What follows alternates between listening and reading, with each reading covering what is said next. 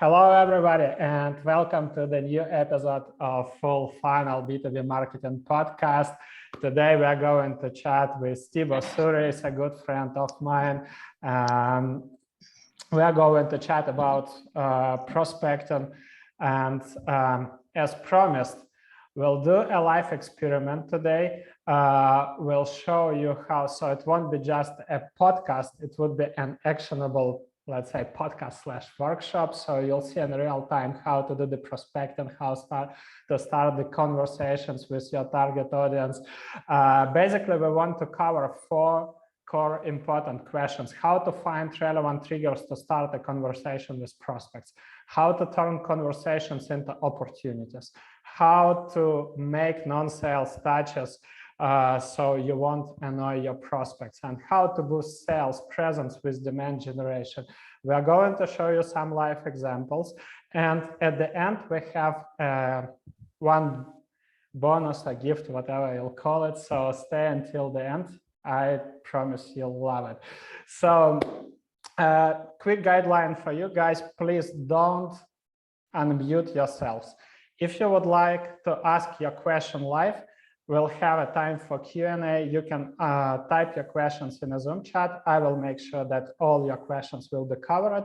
If you want to join the discussion, just raise your hand or send me your question, and then I will call you so you would be able to switch on your camera and ask your question.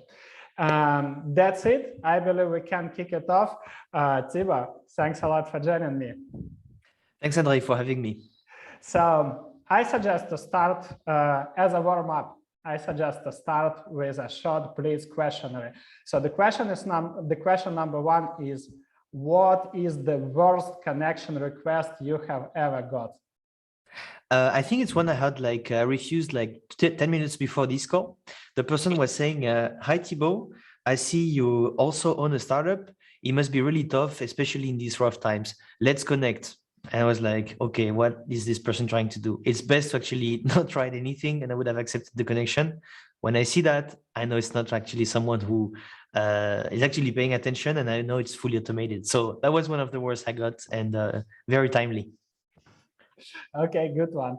So the second question is: what is the funniest pitch or outreach message you have ever seen that generated a positive reply?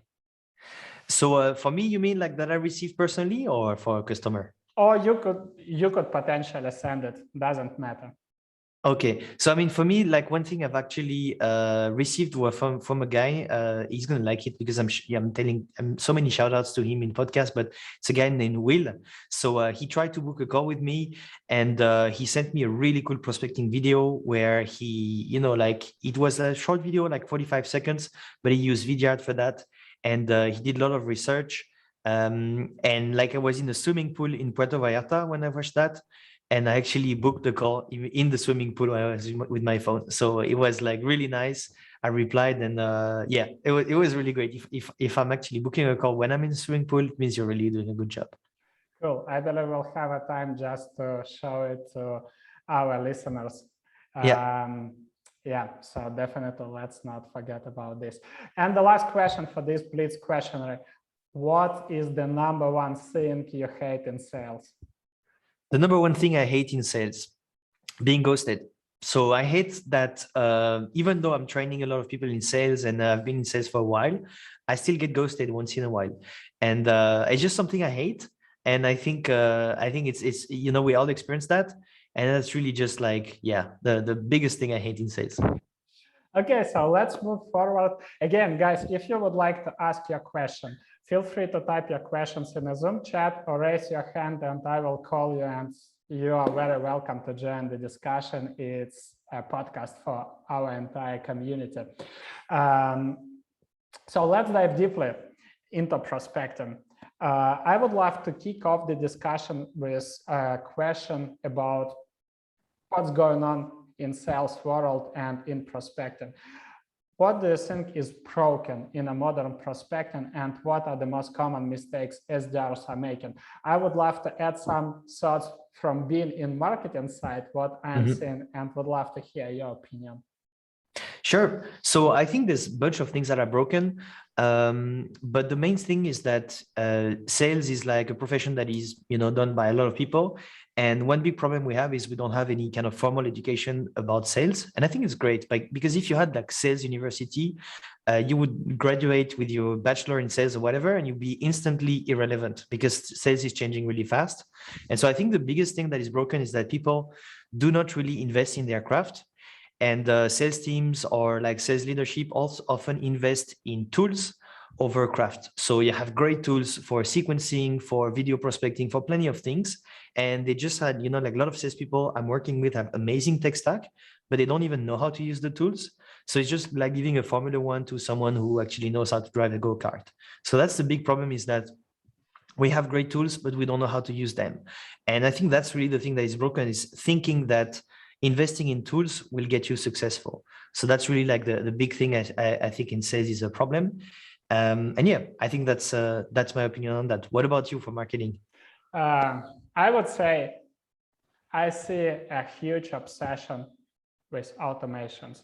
Lots of people tend to think, okay, I want to build a scalable process. I want to build a scalable prospecting. And they forget about basic rule that people are buying from people they know, like, and trust, right? Nobody wants to buy from robots. And basically the role of sales, if we'll take a look at how sales were evolving, right?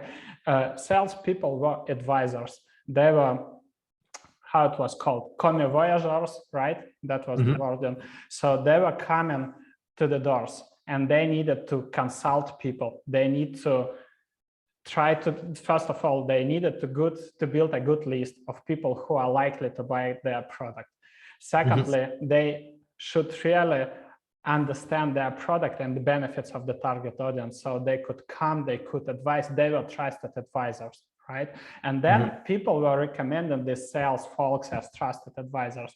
And this changed drastically when the sales tech boomed, right? So everybody was thinking, I need to build this scalable sales process. I want to purchase Salesloft, Outreach.io, I don't know, Lemlist, whatever, set up automated cadence and generate leads on autopilot. This is how many pilots tend to think about growth process and sales process, which is absolutely not true. And I believe that we would cover it. Basically, I see 5 fundamental mistakes.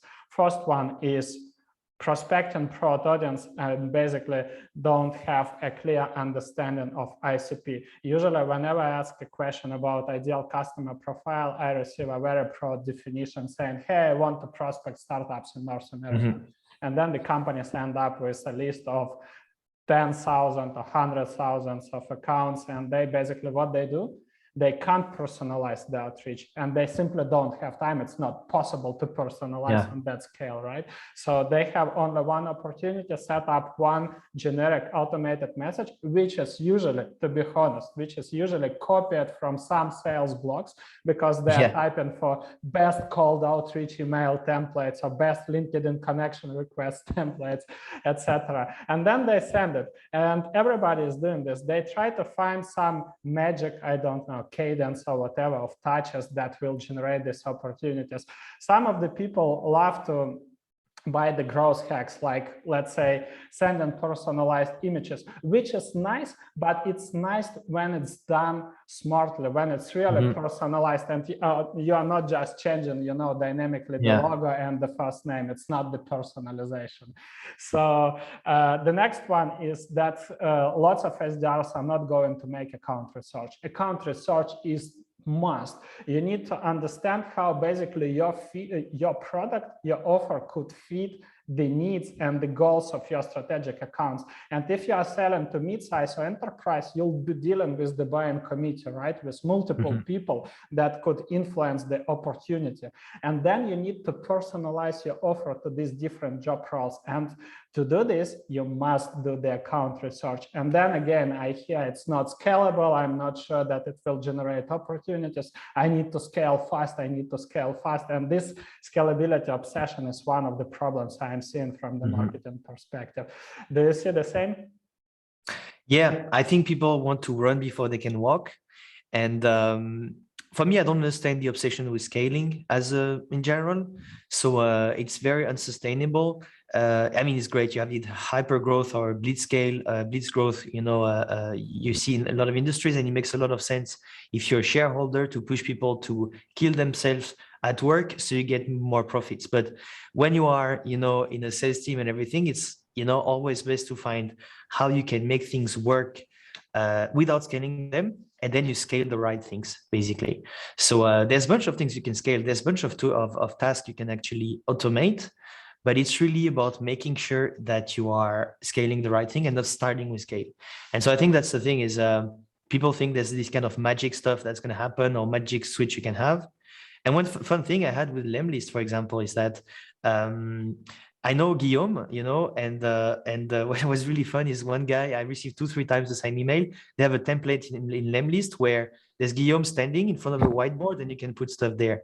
And then some guy is coming and say, hey, I actually did this kind of recommendation for you. And I'm like, you're definitely not Guillaume. I know who Guillaume is. So, it was this kind of fun where it's automation gone wrong, basically. I received the same, but also Yeah. if you know Ilya, who was a growth marketing manager at Lemlist, that was so much fun. He was in charge of growing their second product called Lempod, and he was promoting different LinkedIn connection request messages.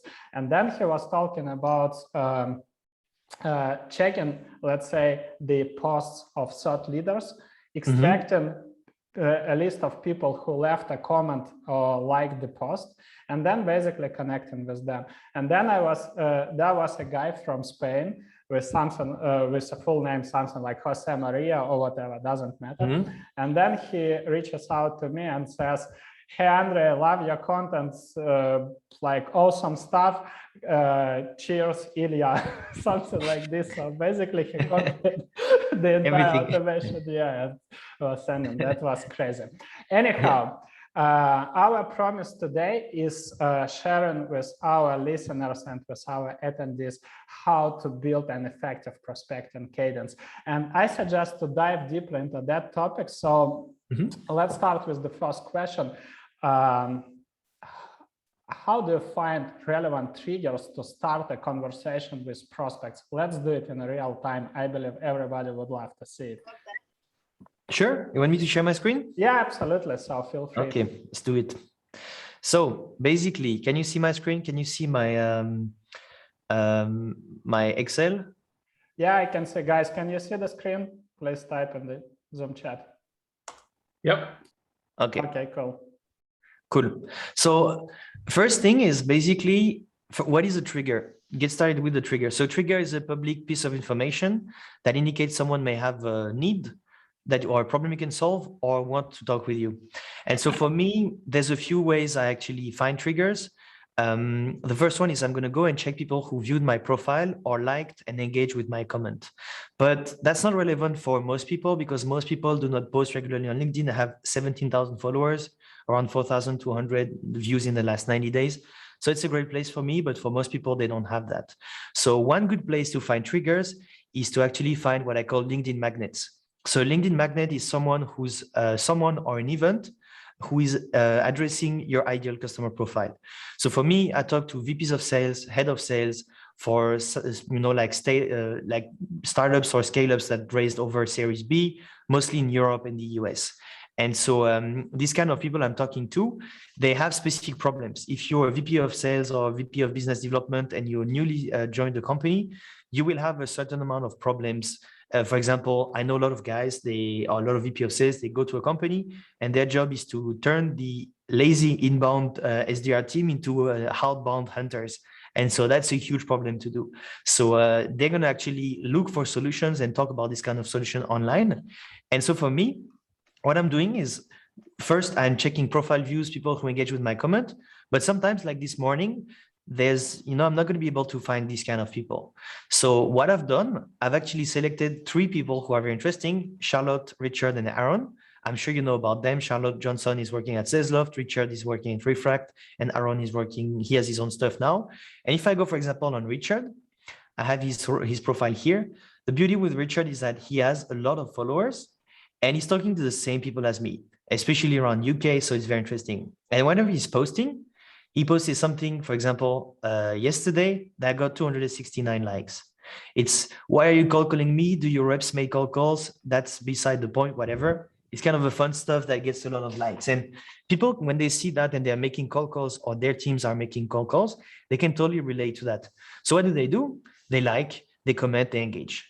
And so what I'm doing with this, I'm actually using this as a magnet. I call that this Oasis effect. When, if you're in the desert and you're looking to survive and find some food, you're going to basically find an oasis, and then, you know, you're going to have water, bushes, and animals, and it's going to be a lot easier for you to find food. That's the same for me here. Instead of looking individually for people, I'm going to find this as a trigger, so as a magnet, and then I'm going to find the people who are in there. So I go in here, and now I'm just going to check who is actually relevant. So you have here Marine, head of business development, 360 learning. That's perfect. I have like someone who's hiring top talent at SalesLoft. I guess, you know, Tom is maybe a head of business development, for example. So he's a recruiter, not interesting, you know, so I'm just going to go in here. I've got a VP of sales. By the way, that's a good example. I mean, is someone I contacted today based on this post, and I sent him stuff. He replied, and now I'm having a conversation. That's the exact example of that. So that's really how I find triggers. I go and try to find posts that attract the right type of people. And by the way, I can do the same with events. If I do SaaS, for example, SaaS sales, I search my results here. I filter by events. And then how to build a startup sales machine or whatever. If I was selling to startups, I would go here, click on attend, and magically I can go and check who's checking that. Same here. If I got someone, Leonid, for example, who would be interesting, or Tom, who could be interesting, I could actually save this person and use this event as an excuse to get in touch with this person. So that's really the idea. These doing like events and posts are doing both things. They are attracting the right type of people and providing me with an excuse to get in touch with them and add relevance. And the beauty of it is, with this event or the last post, if I find 20 people who are liking, I can build and craft the same message for everyone. And tada, you've done a personalization at scale. So that's really how I find triggers.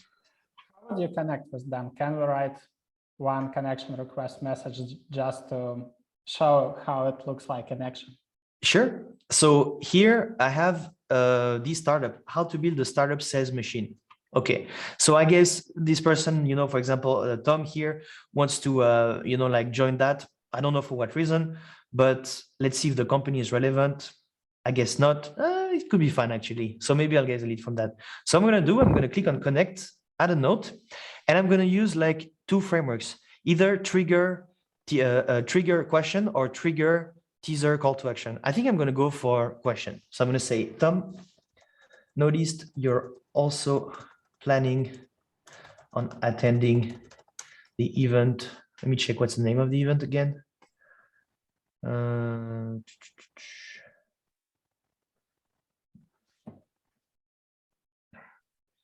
On how to build a startup sales machine on. Okay, that's my trigger. Then I'm going to ask a question.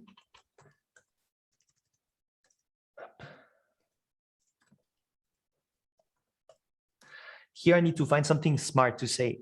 So I'm going to maybe talk about a problem people who are building sales teams are often facing. So I'm curious, how are you making sure your reps are not putting off prospects with, and I'm going to be a bit shitty. How did she? Is it like that? We can try that. So then it's going to be some stars. That's going to do a nice pattern insert. Pretty outreach. And actually, I'm thinking of it, and I think actually it's a bad idea to put shitty because he could actually be offended because he feels like I'm maybe insulting him. So I could say with terrible outreach messages. And that's it. So Tom, notice you're also planning on attending the event on how to build a startup sales machine. That's my trigger. And the question would be, I'm curious, how are you making sure your reps are not putting off prospect with terrible outreach messages? And then I send it. And what you'll see is the example of Amin we took today, for example. Where is Amin? Here, I did something similar where I used the post of Richard and I said, Amin, notice you also like Richard's meme on sales leaders being annoyed by cold callers when they ask their teams to call. If you're interested, I have a simple tip you can share with your team to avoid putting prospect off with cold calling. And then, he actually, hey, happy to hear it. And I dropped a quick video. So that's how I connect with people. There is one comment from Lima and Alexander. They say that this kind of message seems to be artificial. They know process you did. You just looked and researched and tried to be relevant. So what are your thoughts on it? I mean, you can see it this way. What I see is that most people do not even go to that length of actually doing that research. And what you see is you see my end of the story where it's been super simple for me to find this lead, but the person on the other end doesn't see that. So what I can see, and that's why I get often between 60 and 70% acceptance rate, out of 10 people, often 1 or 2 will reply directly after the connection request, is for some people that will sound like something, like not really relevant, they will ignore it. And that's the thing, is cold outreach is always about that. Most people will ignore what you're saying.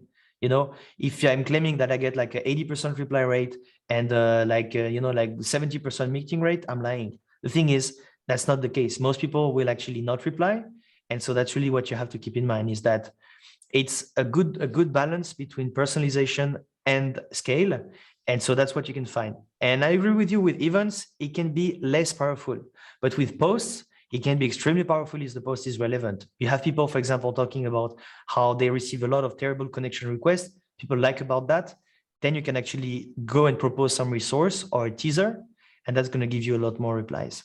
So my thing is, it's not perfect, but it's a good balance between personalization and scale. I completely agree. I love this approach. So of course you could play, you could find, so it was just one of examples. We just identified a prospect who attended a specific event. Then you could connect basically on the post.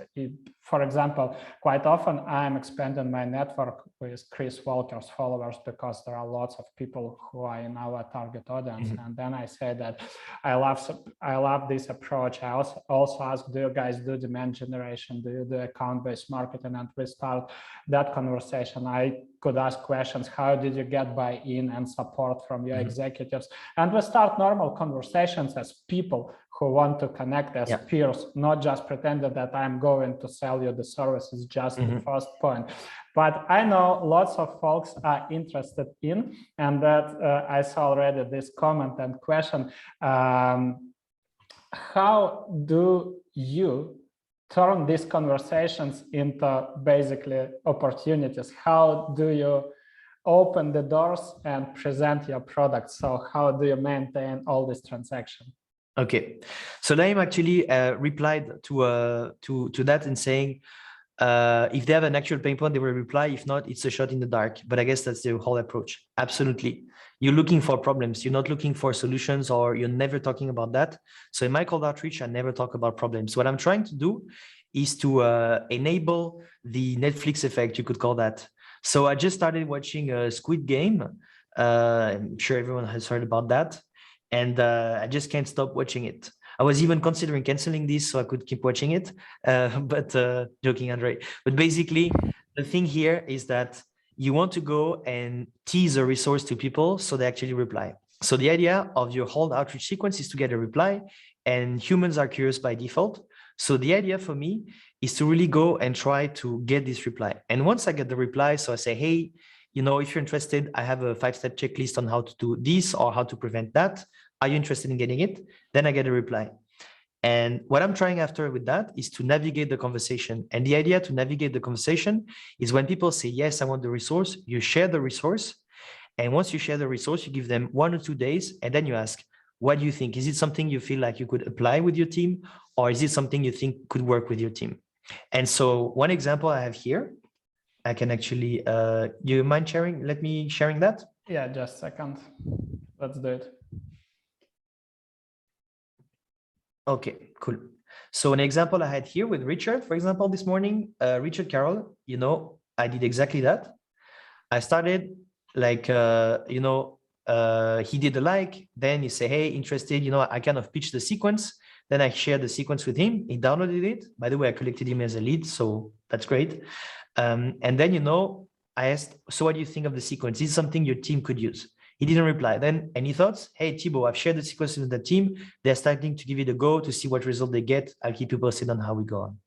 And here we have a conversation started. I'll actually check with him maybe in, 1 week. And then I say, hey, Richard, any results? How are things going? And the idea here is I'm going to navigate the conversation. And as we go, I'll use what I call it, or what is called a negative reversing question. I'll say, Richard, would it be a bad idea to lock in 15 minutes so you can tell me about the challenges they faced, or this kind of or this kind of thing? And what you see is some people will not reply, some people will say no, and some people will say yes. And when you get in the call, you have this proactive conversation, you lead with value. So people will actually be, okay, this person shared some resources, I can actually talk about that. And that's how you actually get the opportunity going. If you see then they have like a problem, a challenge you can help with, and like they have this willingness and the good timeline to actually work with you, that's how you generate an opportunity. Love it. So basically, content is a first step. And for me, it's so natural. The first benefit is that you establish yourself as a thought leader, as a trusted advisor. You can share expertise, you deliver value upfront, and then you can, of course, you allow people to try it. In your case, they want to try this cadence, which is absolutely fine. Then you can ask about the results. If they had the result, you can ask simply, would you mind to share it on LinkedIn or on Twitter and tag me? And voila, you have a public testimonial, which can attract the attention of strategic accounts, right? Of other people that might be interested in it. You could use it potentially as testimonial on your website again. So you have lots of benefits on how you can leverage this approach. Yeah. So let's discuss the next point. Basically, not everybody will reply you back, right? And I know lots of SDRs, especially if they want to automate the process, they will set up the messages like any thoughts or whatever. But again, you could send potentially once just follow-up messages, any thoughts on it, or would love to check in or ask your feedback. But if you want to convert this prospect in a long term, you won't be able to send these follow-ups every week, right? Saying any thoughts, any thoughts, any thoughts. So the question is, you basically need to develop non-sales touches, right? Yeah. To stay in touch, to stay on top of their minds, and basically continue the relationship. What's your approach? How do you develop these non-sales touches and basically continue prospecting?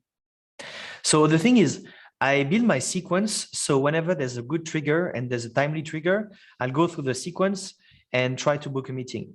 And so the idea is that there's going to be 4 to 6 touch points. And if there's no reply, I'm actually leaving this person like that.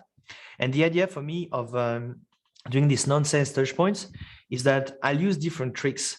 So I'll do a lot of content. So that's where that's the other kind of will of the, the idea is that you're going to produce some content that will, you've connected with these people, you've engaged with them, maybe they didn't reply, but they checked whatever you had to say.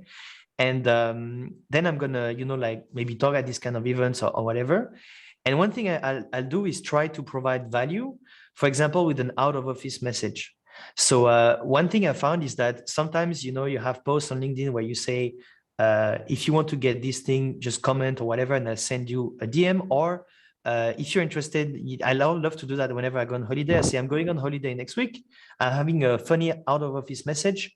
If you want to know what it is, just send me a DM. And I receive so many DMs. And basically in my out of office message, I say, hey, I'm on holiday doing this with my wife. And here are 3 options for you. Download my sequence, join my community, or book a call with me. And basically that's how, you can get these kind of things. So that's one thing I found. And the other thing, which is something you can do if you're not commenting regularly or not posting regularly, is to go and comment on other people's posts.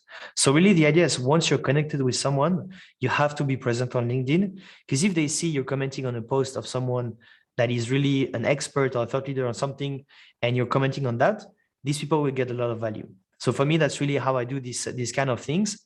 And if I see people, then jump onto my profile and and check my profile, then I can actually send a quick voice note or a quick video. And so that's really what I'm going to try and do. Love it. Thank you so much. One idea that I also would love to discover and talk about is thought leadership done by sales. Actually, you already mentioned it. I believe I know lots of salespeople say it's not my cup of tea, it's a marketing job. I'm not going to share any content. I don't have writing skills. It takes so much time. I don't see any value why anybody should be following or reading my content, all this stuff. I know I can share multiple examples because this is something that we are doing with our clients. I can share multiple examples how it's done even in boring niches. One of the fantastic examples, and it could be a mind-blown case, is I have seen it basically by Casey Graham, CEO of Crave. He mentioned that he involved his sales team. He did an experiment. He involved probably 10 or 15 SDRs. I don't remember the exact number. Doesn't matter. And he told everybody, you guys should proactively connect with ICPs, also with people who engage with the content, so basically with our target audience. And your goal is to share the content every work day, so aside from the weekends, for 3 months in a row. And then after 3 months, they did an experiment. They saw that their pipeline increased. They generated way more opportunities compared to the last quarter. They saw increase in average deal value. I don't know, I forgot the numbers. There is like, he wrote a blog post about this. That doesn't matter. But what was really important, they always ask on the discovery calls, they ask SDR to ask prospects one question: how did you hear about us? And he mentioned, this is something that I remember clearly. He mentioned that 55% of prospects mentioned that we have heard about you from LinkedIn content from one of your salespeople or your team members. Yeah. So my question is, what are the pros of doing thought leadership and demand gen for sales? And can you explain the benefits you are gaining? Okay. I guess you all know about Gong. And if you all know about Gong, it's because of that exactly. So they have a kind of employee advocacy program where you have some superstars at Gong, like you can think about Udi, the CMO, Sarah, who's now an account executive. You have superstars everywhere at Gong. So it's kind of like people who are posting. And the good thing with Gong is they're posting about sales and they're selling a sales enablement tool. So that's perfect. But the idea of posting on LinkedIn is something very interesting. I also understand that a lot of people do not want to go and post on LinkedIn because, as you said, it's a copywriting skills. You have to be able to put yourself out there. You sometimes are trolled by people on LinkedIn. That's also a truth in there. And so that's really putting yourself out there and being proactive. So the benefits of doing that is that after a few months of really posting, and posting also involves commenting, you actually don't need to actually go and do post. You can find people who have a great audience, put a thoughtful comment. You're going to get a lot more followers and viewers on your profile. And then you'll see what is your profile. But basically, posting on LinkedIn is really beneficial because you are going to be able to be seen by people directly into your network whenever they like. Some other people in your secondary network will see that. And as you grow and proactively build your network, you build, this kind of network. And I think in the network theory, you are 6 kind of touch points away or 6 people away from knowing everyone on earth. That's exactly the same happening on LinkedIn. And so that's really the idea of posting. And one quick tip I can give you about posting is first posting for your ideal customer profile. So making sure that you are posting stuff that is relevant for them. And for me, it's very simple. I'm talking about sales. It's very meta where I just it's super simple. For a lot of people, it's going to be harder. But one thing you can do is to document the challenges you have talking to people who you're trying to get in touch with. For me, if I was, for example, selling like a product like a cybersecurity product or whatever, my main thing would be CSOs or CISOs are so complicated to reach. I don't know why. Help me out there. And then I would explain what I'm doing, what I try. And then I would try and find and get some people who actually come to me and say, hey, Thibaut, actually, this is what you're doing wrong. You're using the wrong wording. You are getting us on the wrong channel, or you are doing these kind of things.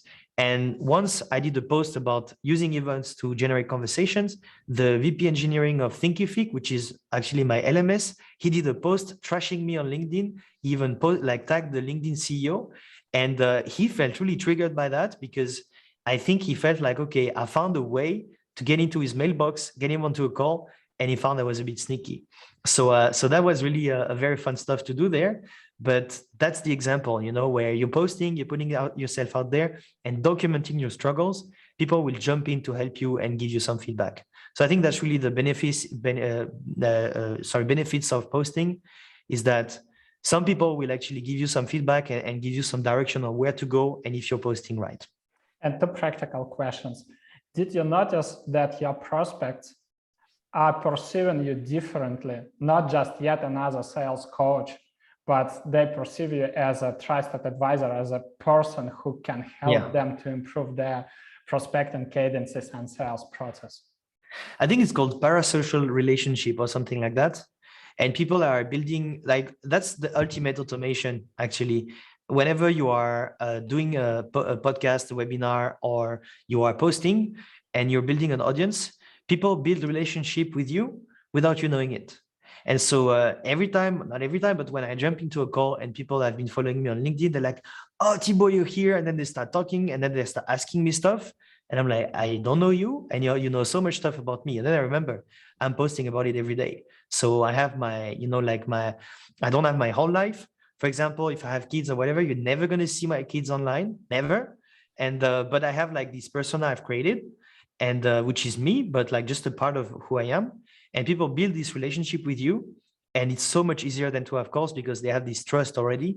And then, that's the ultimate kind of automation I found.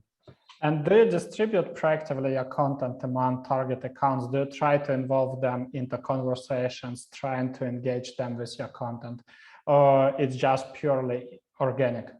What do you mean? I'm not sure I got it. Yeah. I mean, do you proactively distribute your content? Let's say you wrote a new article, or you published something, let's say an overview of your prospecting cadence.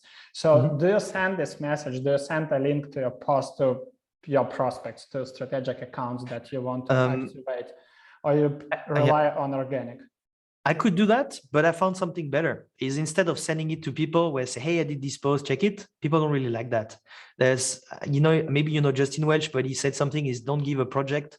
So if you're reaching out to people, asking them to like or whatever, it doesn't work really well. What I found is better if I have like key accounts I want to go after. I'll give an example of how I would prospect, and I'll tag them. I say, this is how I would this is how you can build like an outreach sequence in 30 minutes.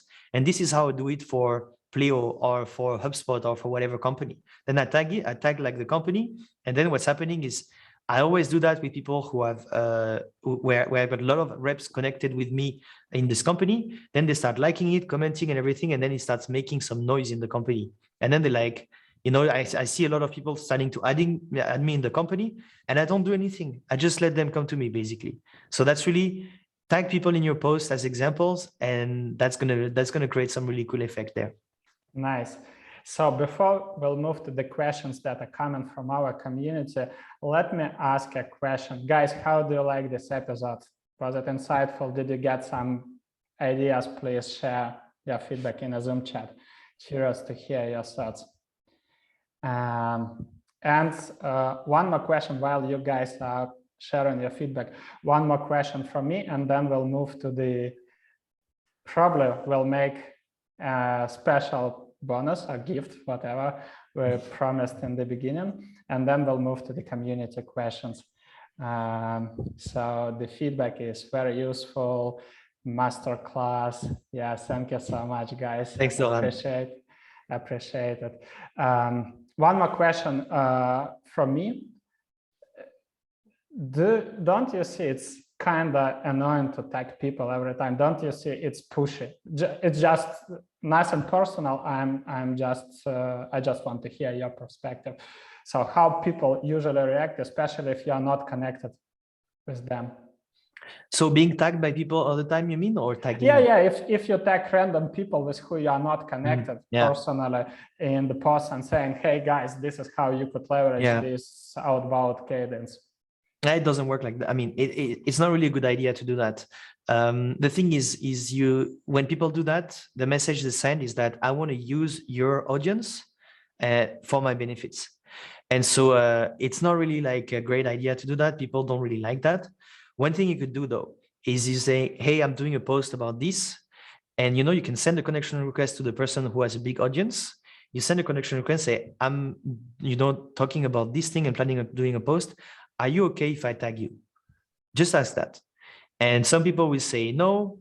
Most people will say yes, because it's just a tag, so whatever. But just ask that.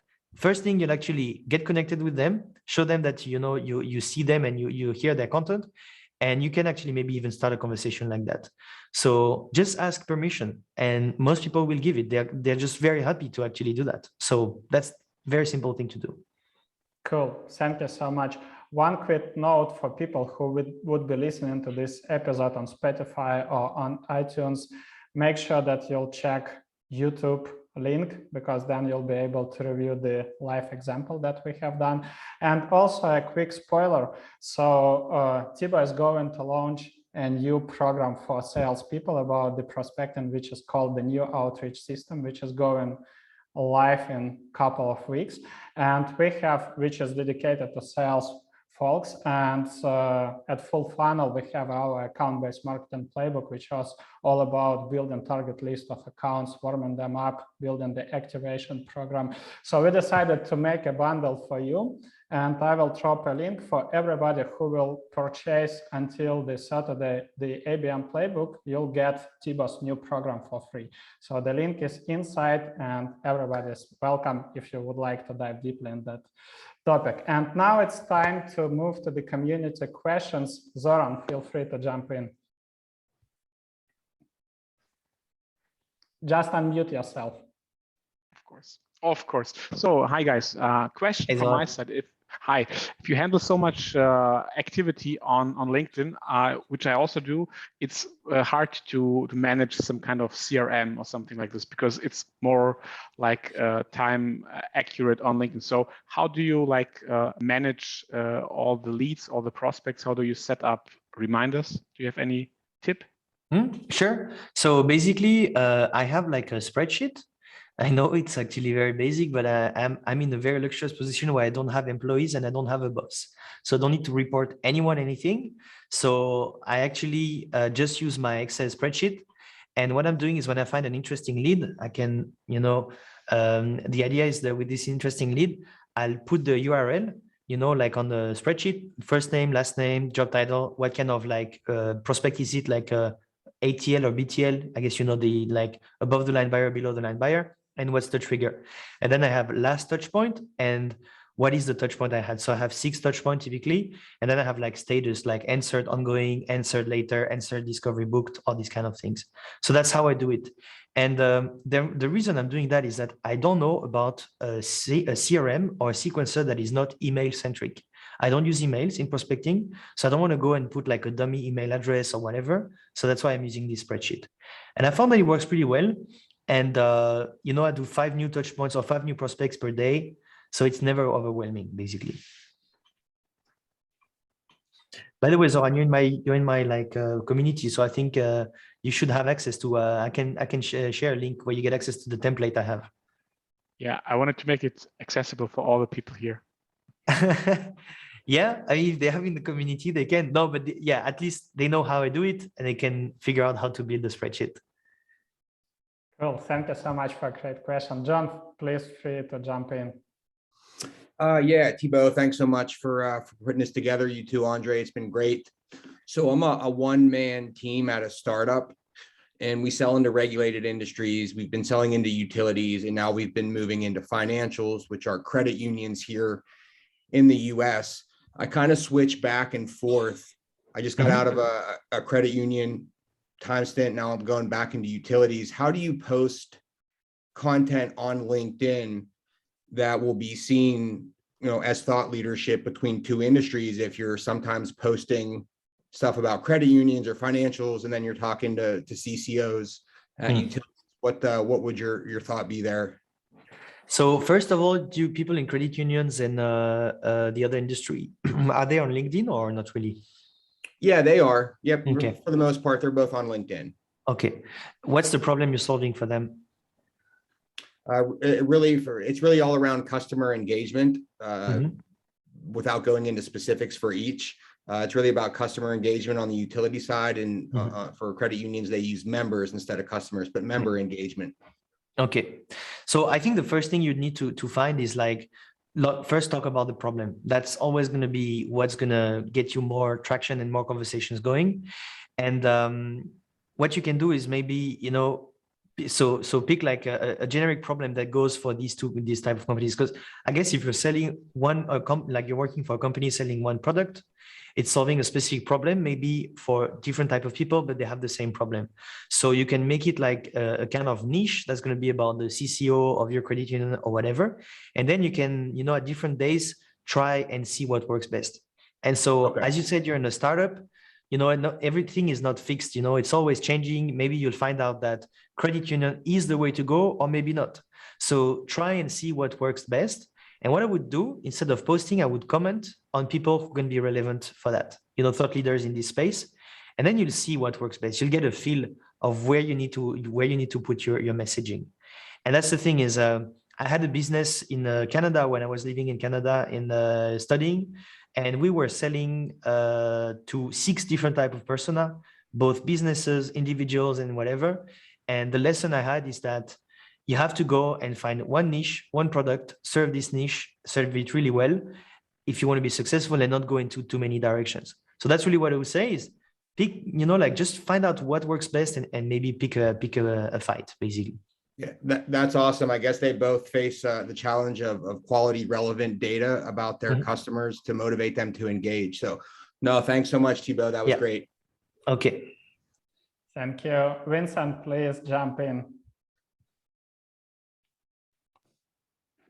Hey, Andre, you know, hey, Thibaut, I think the question, I don't know if you saw my answer, but was answered. It was very much about how do you guys, or how, Thibaut, do you track, you know, the activities you were doing on LinkedIn, right? Because ultimately, that's very interesting. You see a lot of engagement on LinkedIn, but the important part then is to make sure that the follow-up is done correctly and regularly with consistency over time. So how do you make sure you not miss those follow-up, you know? So Vincent, I think you were on the receiving end of a prospecting sequence from me, right? Exactly. Okay. How did it feel? Well, that was good. That was good. I like your approach, 100%. I like it. Why didn't you reply then? I was just busy with other stuff, to be honest. Loads of priorities. I know. Let me turn on the video actually, so we see each other at the same time. So no, totally. So I really like your stuff, and that's why I'm attending. I'm actually promoting a lot of what you do with the team for sure. And I'm thinking and considering even to maybe bring you in for some training internally. So I'll tell you that live. But you know, there's just a lot of priorities, as you know. Absolutely. I think challenges that we have is when we do prospect ourselves to, you know, our ICPs. That's why we need consistency and recurrence, right? Because they're busy, they're distracted, they have other priorities, and it's not that the message wasn't good, but it may just have been the wrong time.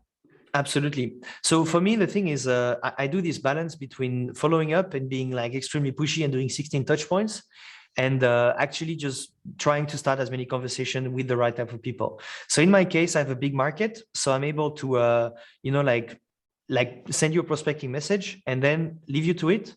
And at some point, I'll find you and meet you in a webinar like we're seeing now. So the idea is that I build my sequence and I say, okay, this is 6 touch points. And if I get no reply, it's okay. You know, I'm fine. I'm going to move on to the next lead. And at some point, they may come back as an inbound lead. So that's the thing I do here is that I have my sequence. I'm extremely strict on that. So I have each touch point is separated by 2 business days. So I have 6 touch points over maybe a bit more than 2 weeks. And if you don't reply in there, it's okay. And then if I see you coming back after a few weeks, you know, and liking, commenting, whatever, I'm going to re-engage and retry maybe a shortened version of the sequence and try to kind of go into a more manual thing. So that's really the idea is the sequence is 6 touch points. If you reply before, I kind of switch off the autopilot and start the conversation, navigate it. If you don't, it's fine. I'm going to move on. And maybe later you're going to come back, start a conversation or do things that way. So that's really how I would do it, and really making sure that, I know when to stop after my 6 touch points, and I'm not trying to, because it's the good name or whatever, I'm just moving on to the next one. Yeah, no, I think it's a good thing, if you don't mind me just jumping on that, is it's great, but probably because you use only LinkedIn or mostly LinkedIn. I think the challenge that we have, or at least I have in the IT industry, is that the rep we have in our teams typically have to juggle between different tools and different ways of engaging with people, right? So LinkedIn is one element of it, but they just only do that. So they need to have that system to remember about going back there. One thing you can do is, for me, I use this thing because it's, as I said, I'm more LinkedIn centric, and I didn't find a CRM that is not email centric. But one thing you can do if you have a sequencer is to bake in your cadence into the sequence. And then instead of like using Excel and spreadsheet, you just have your task list. And the first thing reps need to understand is that the task list has to be 0, empty at the end of each day. So first thing they need to do is go and check their follow-up, and the sequencer will send you like a task and say, now contact this person or check what's happening. And you don't need to go and be like very precise in which channel. You just say, check this person, what is going on? Okay, you sent like a LinkedIn message, and in your next touch point, you said it would be an email. Go and find the email, send the email. And then after 2 days, it's going to say, go and do a call. And you can really bake in that into your sequencer, outreach, sales loft, HubSpot, you name it. And that's the way you do that. And the first thing you need to do, your reps need to do, is when in the morning they come in and they empty the task list, and then they start building new, adding new prospects. Makes sense. Also, to give you an idea, what we are doing is that we don't have that proactive approach at full funnel, as we mostly rely on inbound, let's say, in demand generation, and we generate inbound opportunities for ourselves. But what we do is we also do this pro-activation part, and we add just a simple stage to our pipeline, which is called started conversations on social. And then I believe this is something that is missed in a marketing and sales process in B2B. Most companies don't have a warm-up playbook. One playbook Thibaut already mentioned, right? So you could step in with a piece of content, but there are so many activities you could do together. And this is all what we apply on the recent podcast mentioned. If you're in B2B, you need to become a media company, and you could invite these prospects to a podcast. You could do a market research together. You could do a content collaboration. You could do a simple panel discussion or whatever. So many opportunities that you could use to just connect with these accounts and start learning more about them. So I believe one of the pieces of the puzzle is developing this warm-up program, especially if you are prospecting mid-sized or enterprise companies. So that could be a nice way also to play with. Another question is coming from Stefan. Stefan, feel free to jump in. I know you have lots of questions, so just switch on your camera. Always, hey guys, hey Thibaut, nice to meet you. Ça va? Nice to meet you. Ça va et toi? So I had a question. I actually had a few questions, not one. I think the first one would be, how do you connect with people who are not on LinkedIn? Do you have any process for that or not? So personally, I don't. Most of my stuff is done on LinkedIn. So if you're not on LinkedIn, you don't really exist in my world. That's the reply. So typically what I would do is find out whether the channels where they are more present. Are they more present on Twitter? Are they more present on other channels? But if you are not really on LinkedIn, that's going to be challenging. That's going to be quite hard. But some people are more on Twitter. And so, yeah, that's you're going to have to use a bit more of a traditional kind of playbook where you're going to try and find an email or collect an email. But I'm not the right kind of person to tell you like how to do it because I'm focusing more on LinkedIn. Gotcha. Okay. Second question is, do you use only events as your intent for LinkedIn, or you use something else as well, like hiring or something like that? So I use like content generated triggers, either events or people who liked my profile, liked my post, commented, liked someone else's post, or checked my I said my profile, I think. Then you have personal trigger, or how you call that? prospect triggers. And then what I'm going to have is, I'm not really doing it much this way, but if I were to do it, I would build a list of companies I want to work with, like follow all the people who I really want to talk to, and then, you know, check some kind of like, go and check their profile regularly, see if they're posting stuff about hiring or whatever. That's how I got into, you know, in conversation with Pleo. I don't know how many opportunities I opened with Pleo and never closed them. I don't know what's happening with this business, but, you know, like I talked with the VP of sales. I knew she was hiring, dropped her a voice note and say, hey, curious to know how you're going to, you know, solve the surge of hiring 200 reps or whatever. So that's really like, for people, most people, I'm just going to use like content and events to attract them and get in touch with them. But some people who are really key players, then I'm just going to go and do a bit more research, and then you can use posts they did, you know, if they're hiring, if they changed job recently. If you change and you become a head of business development into a company, you're going to have a ton of different problems that are very typical from a head of business development in the first 6 months. So I'm going to contact you because most likely you may have this issue. So that's this kind of triggers I would use. Awesome, thanks. I think that's it. Thank you so much. Very insightful. Okay. Thanks a lot, Stefan. There was one question from Sakura. She asked me to ask that question. Do you do any cold calling in your prospecting? I believe we didn't touch that point. And the answer is no. I'm not cold calling, and I'm not the right person to tell you how to do cold calls. A lot of people are very good at that. I'm not. Cool. There was one more question from Vivian. She asked how different might be the usage of LinkedIn in different countries and cultures. So did you see that, let's say, if you are prospecting German-speaking market, so we call it DACH market, right? So is it different from prospecting US? Yeah. So I could say I survived launching a business in Germany, tailoring to German customers on LinkedIn. If you think about Europe, Germany is the slowest market and slowest adoption of LinkedIn. So all other markets are adopting LinkedIn faster.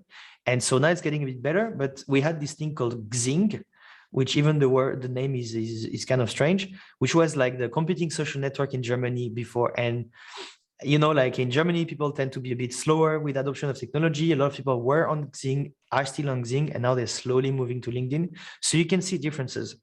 But it's a great opportunity because people on LinkedIn who are, for example, in Germany, they are contacted a lot less by other people and other reps, first because of the language.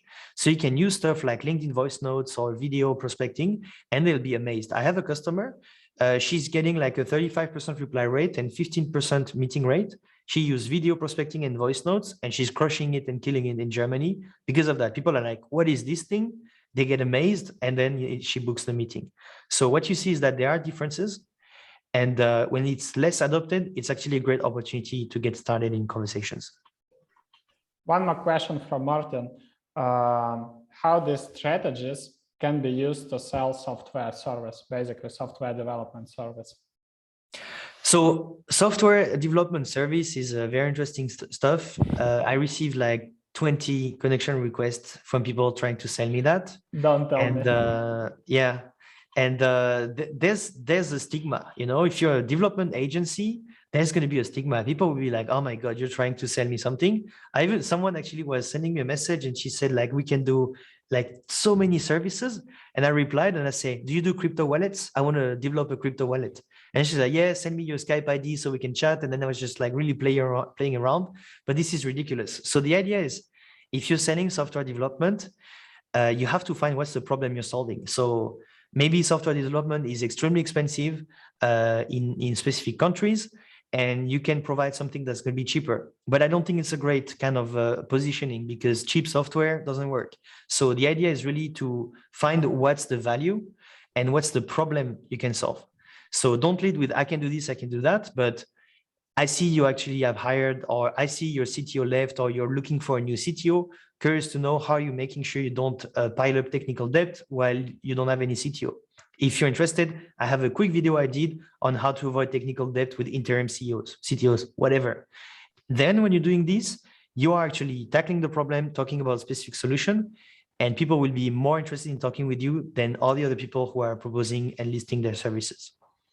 I would love to mention one more thing, because software, basically all IT services, this is our target vertical, and we are working with this vertical for the last 9 years.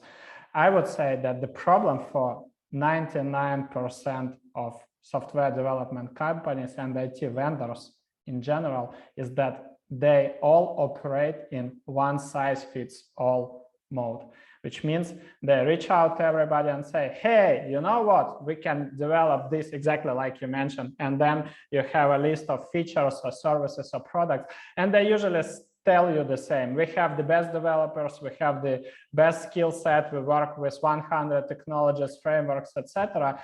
But now is the question, everybody in the world is saying the same. I mean, every other software development company is sending the same message. And what is crazy, the majority of these companies, they don't have marketing culture. They are purely company centric. They tend to think that I just need to aware my target market of ourselves, of our service. And they don't, their biggest problem is that they become commoditized high-ticket service vendors, you know. And for you, let's say, if you were interested in developing an app, basically, I believe you would never accept this, you know, this pitch and just jump into the call. Basically, you would reach out to your network and ask for recommendations, because this is where the most costs in tech business are, right? So the product costs, and you want to have a proven vendor. So you'll basically rely on recommendations, not just accepting generic pitches. And yeah, if you would like to make research and find the vendors, then you see all the same pitches, right? All of them saying the same, like we are the best developers. And for you now, you don't see any difference. What you'll be doing, you'll be finding the cheapest option, right? And exactly. Cheapest, and also the vendor with the most reviews. So cheap, price, quality, more or less, and that's it. And what is crazy about software development companies is that they don't understand that they need to nail their ICP. And we have done lots of repositioning case studies, narrowing down the focus of these companies, improving this message, developing demand generation, first of all, for their services. This is what is the core of their business, and this is what they should be doing. But the majority of them tend to think, well, I probably could improve my sales cadence, somehow tweak my message, or use some creativity, you know, use some automation and generate more opportunities. Unfortunately, it's not true. The truth is that the majority of the companies are doing the same stuff, are selling the same stuff, and are perceived the same. There is zero differentiation, and you'll be always compared to other vendors, and your buyers will be making decisions by price and the volume of positive reviews. That's exactly. There was a question by Ben. Do you think inbound reps can ever grow sufficiently to be killing prospectors? So do you think inbound reps can do what? Can ever grow sufficiently to be killer prospectors? Sure. So I mean, it depends. Like it's called, my father called that the empty fridge theory. So when your fridge is empty, you get hungry and you kind of find ways to put food in the fridge. So the thing is, inbound leads are like oil, you know, at some point, you know, people will stop buying it or you will run out of it. So you have to be able to kind of develop the prospecting skills to start conversations. So I absolutely believe people can do it, but often that's kind of to be an internal motivation. If they don't have, like I have many customers who have the luxury of having a lot of inbound leads, and if they don't really, you know, have this urge or this drive, they don't do anything. But if they want, they can. And when they discover that it's not about, you know, doing door-to-door selling or picking up the phone and cold calling, but also about, you know, putting yourself out there, building a network proactively and finding, you know, like opportunities through problems, then they discover it's much better and it's actually way more interesting than they actually thought it would be. And for me, as I learned prospecting when I was 15, actually cleaning small airplanes for airplane owners. And I've been using that since then. You know, I've always been using that, and I guess I will never stop prospecting, because just the opportunity you get when you are putting yourself out there and talking to new people every day are really incredible. So I think they just need the drive. And let's cover the last question. Paul, would you like to go ahead? If you have a camera, switch on and join us. Yeah, hi. Hey, Paul. Yeah, can you hear me? Yeah, hi, Thibaut. Yeah, excellent session, by the way. Thank you very much. Thank you. Quick question was, you hear that LinkedIn, a lot of people have used automation tools in the past, and I suppose some people still do. What's your experience, and do you use any? So automation, I don't use it anymore. I used to use it, but now it's too risky.